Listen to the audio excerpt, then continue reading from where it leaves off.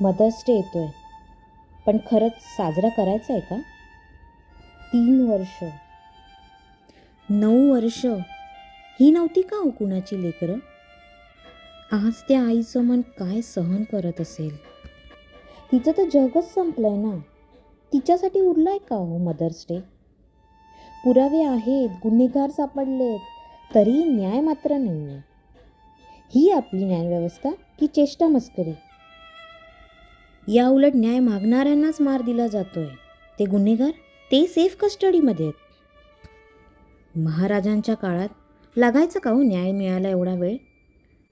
स्त्री लेकरांच्या बाबतीत तर मुळीच नाही. आपलं सरकार महाराजांचा फक्त काही जयघोषच करत राहणार आहे का? की त्यांचे तत्त्व, नीती, नियम अंमलात पण कधी आणणार आहे? आज ना कोणतीही आई खुश नाही आहे. मग आता सांगा, अशा समाजात मदर्स डे सेलिब्रेट करायचा का? जेव्हा आई खुश आणि सुरक्षित असेल ना, तेव्हाच खरा मदर्स डे. पण तोपर्यंत न्याय दिवस पाहिजे.